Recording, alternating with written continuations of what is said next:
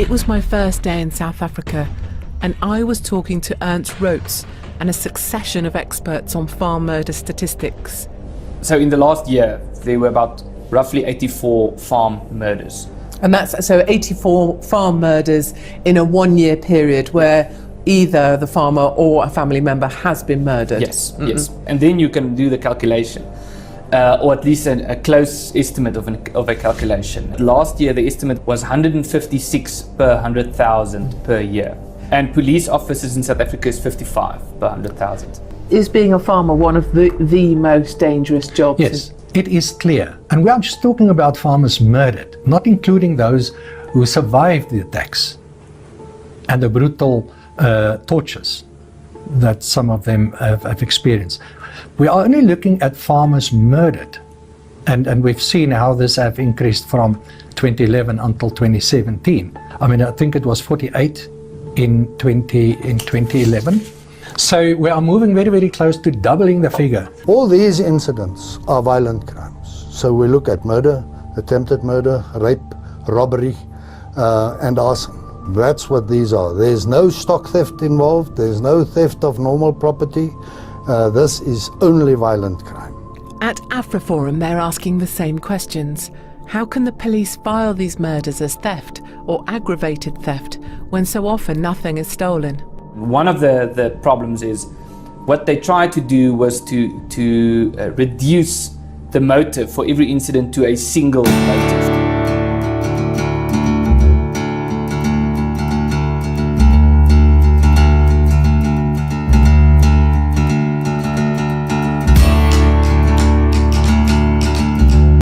My name is Eileen de Jager. I'm one of the Blood Sisters, known in South Africa.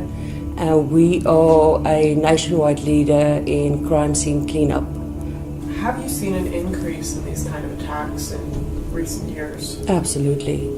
18 years ago when we started this business, there was attacks. According to our knowledge and what we experienced, they started weekly. We would get one call a week to come and assist at either farm attack or farm murder. Now it's daily. It's definitely daily. It's increased unbelievably. Between 2012 and 2016, the attacks on smallholding farms or properties deemed as a farm or an area non-residential has increased by an average of 72.9%. The figures that I've just given you is according to our statistics. Government statistics will differ. I don't suppose you can tell us much about why that is. Well, we don't. I don't work closely with them because we don't do every scene, but their figures are funnily enough lower than ours. I don't have a particular reason for that. I don't wish to divulge on that. Farm murders are one of the most gruesome kind of crime scenes that we have to deal with, especially in South Africa. Farm murders are intentional. It's not robberies. It's intention. The intention of the attackers is, according to us and what we've seen, is to kill. It's been classified, especially on the crime stats as well, that it's attacks or robberies, burglaries. But because there is no statistic for farm murders currently in South Africa, the brutality of the farm murders in South Africa is undescribable. We found pieces of nails being pulled out. We found hands being removed from bodies. We found people raped, murdered, brutally murdered, babies, children, the farmers trying to protect their families, and there's just no stopping. The farm murders are brutal.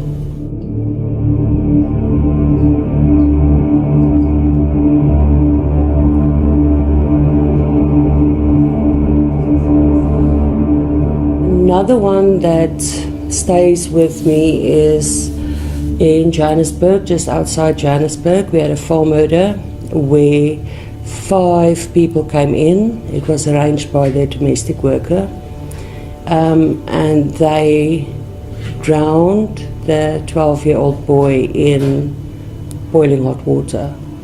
So we had to remove the skin from the bath as it was peeling off him in the hot water. That was a terrible scene. If you look at the worst movies ever made, it's not really a patch against what is really going on there. It's unbelievable. Our economy is imploding. The value of our currency has deteriorated dramatically, almost unbelievably. We've been downgraded to junk status. We have an official unemployment rate of about 38%, just over 38%, but an unofficial, in other words, the non-government sources say that it is certainly 50%. We have about 16.3 million, in fact 16.3 million people on social grants and an income tax base of 3.1 million people.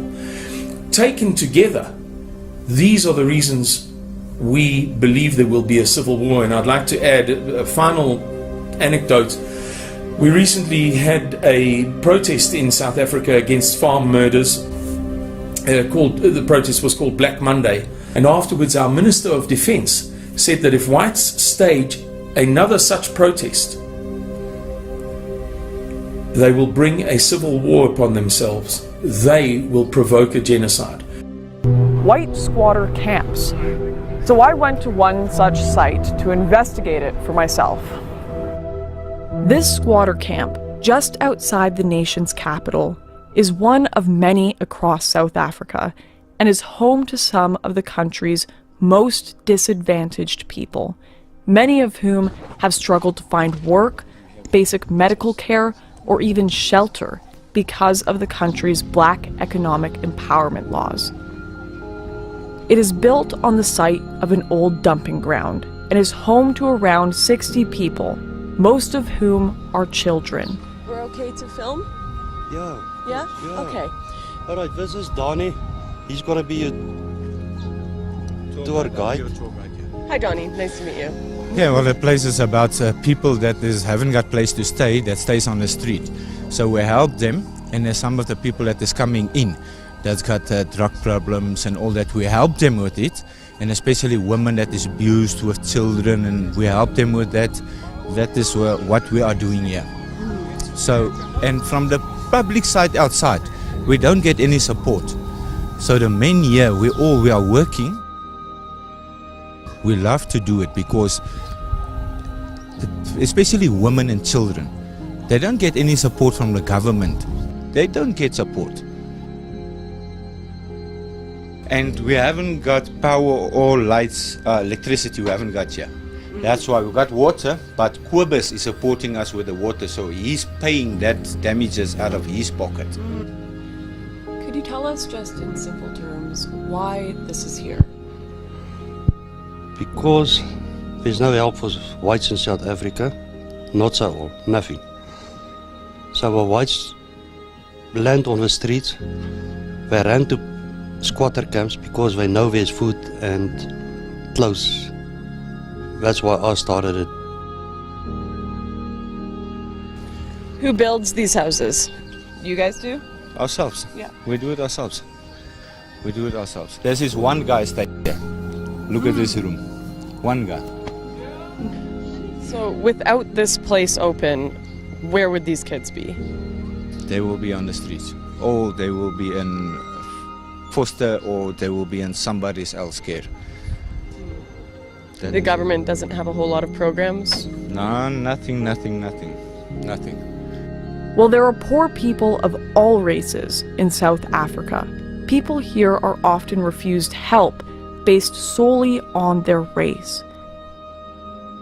Miss Grace, the de facto mother of the camp, told me how one resident was refused treatment at a hospital because of the color of his skin, while children in the camp were refused places at a local school for the same reason. There's nothing. There's I think in 2001, It was stipulated from the government, no support to any whites whatsoever. No aid, nothing. Why couldn't you go to one of the hostels that the government has set up? Because of the skin color. Yeah, and yeah, it's not, well, we just help white people, yeah. Because there's no other place that does it. You know, if you go to, there's many places I know, Jesus Disciples, Manger, those places they take blacks and they put the whites out. You see, so yeah, that's about it. So wait, there are places here that will only help blacks but won't help whites? Yeah, that's true. Can you tell us a little bit more about that? Like, people find that a very bizarre idea. Yeah, if you, I don't know how to say it, it's just the racism going around. So I'm just here to get my life in order and try to give my daughter a better life. Were there any other places you could have gone other than here? No. Why not? Nobody else didn't want to help. I've tried a lot, and at the end of the day, Uncle Kubus was the only one that took me in. This is the only place who could help us with place to stay and things. They are the only ones who helped us with it. No one else wanted. If it wasn't for them, I would have been in the streets. I want to sleep with my wife and my kids on the street. That's it. Today I'm suffering because of people who is like racist with us. And they don't care about our young people because you can't get jobs and I'm with. Because this side of the earth is bad for us. And I'm not lying, it's bad. No one can get jobs around here, we're suffering badly. Even the youngest kids. I've got a 5-year-old, a 2-year-old. I don't know how I'm going to give them a life around here. Well, where we lived, things were very dangerous. The one day, there was black people walking in the street and they shot through our windows. And I went and the police did nothing. You can't even walk in the streets around. At night, during the day, they always rape you or they beat you up. They're swearing at you in the language. They know you don't know the language, but they will come and swear at you, breaking you down around you. You don't feel like a person around you anymore. So they're making sure our people, we don't have a life anymore. They will make sure about it. This is just one of dozens of camps like it in South Africa, a growing testament to the resentment the country's white population now faces. You are committing a crime. You know why? Because you are taking a white man's land. You are taking the land, and this land belongs to Mlungu. So we must protect the Europeans against the non-Europeans. That's why we are called here. Because no one must disturb the peace of white people. Who are you to disturb the peace of white people? How do you disturb the peace of white people? Because you want to take the land of white people. And the ANC shall punish you for disturbing the peace of white people. Because white people are untouchable. White people, they are from heaven. No one dares touch white people. You touch a white person, you will go to jail. You must ask Mandela, you must ask Bukwe, you must ask Steve Biko. They've not done anything wrong except to disturb the peace of a white man. So black people, you are subjects of white people. Even under ANC, even under the so-called democracy, you are subjects, you are servants of white people. No white man will be served by me. I do not serve white masters. I will never serve white masters. I'm here to disturb a white man's peace. They are right. The white man has been too comfortable for too long. We are here unashamedly to disturb the white man's peace. Because we have never known peace. We don't know what peace looks like. They've been living peacefully. They've been swimming in a pool of privilege. They've been enjoying themselves because they always owned our land. We, the rightful owners, our peace was disturbed by white men's arrival here. They committed a black genocide. They killed our people during land disposition. Today we are told don't disturb them. Even when they disturbed our peace, they found peaceful Africans here. They killed them. They slaughtered them like animals. We are not calling for the slaughtering of white people, at least for now. What we are calling for is for peaceful occupation of the land. And we don't owe anyone apology about that. And we are not going to tell the court that we are not disturbing the peace. We are going to tell the court we are disturbing the peace. That's what revolution is about. Revolution is about making those who are comfortable uncomfortable. That's what the revolution is about. Hey, stupid, if you didn't know what revolution is about, today we gave you a free lecture. Revolution is about disturbing the peace of those who are swimming in a peaceful environment through exploitation of the working class.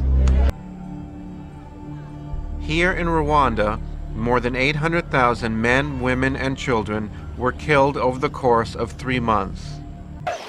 It is the will and not the way that is critical. In Rwanda, the Hutu leaders did what all genocidal leaders do. They tapped into the prejudices and beliefs that people already held. Generations of Hutu had grown up being taught that the Tutsi are dangerous and inhuman.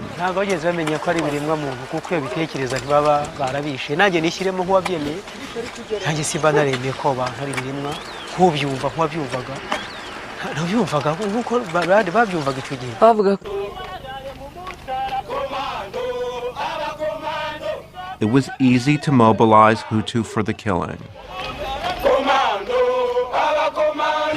Abatutsi bagiye gutegeka abahutu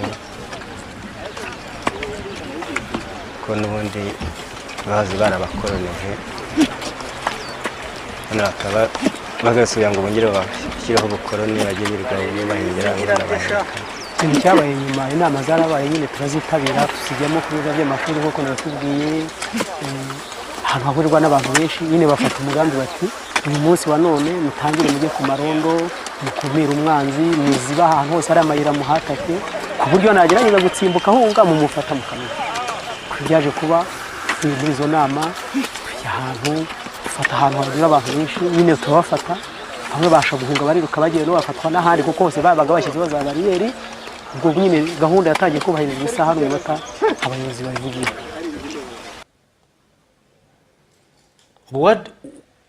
Once people had stepped beyond the first step of actually killing, throwing a child down and hacking them to death, opening the womb of pregnant, there's nothing that was left that they couldn't do. Because they were being told by the politicians who are giving them the alcohol, that if you don't destroy these people, these animals, they are coming to finish you. None of you will survive. And they had been made to believe it. I don't want to give an excuse for them. They were willing killers, there's no doubt in my mind. But see, at the back of their mind, the radio is telling them they are coming to finish you. If you don't kill them yourselves, their plan is to finish you. Genocide never happens as a surprise. Never. The signs are usually available and apparent. I don't know what's going to happen in the future. I'm saying to you, we have not called for the killing of white people, at least for now. I can't guarantee the future. Yeah, but I mean, you'd understand somebody watching that, especially as it gets shared on Twitter, they freak out. It sounds like a genocidal call. Cry babies. Cry babies. I'm not calling for the slaughter of white people, at least for now. I can't give you a guarantee of the future, especially when things are going the way they are. Subtext. Especially if things are going the way they are, there will be a revolution in this country, I can tell you now. There will be an unled revolution. An unled revolution is the highest form of anarchy.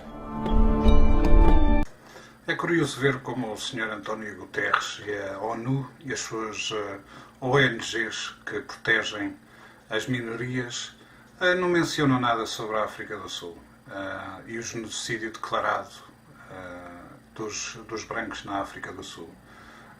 As políticas racistas do governo da África do Sul, que apenas para contratos do Estado apenas permitem que 8% dos trabalhadores sejam não negros. Ou seja, 8% incluiria brancos, mestiços, índios, asiáticos, etc.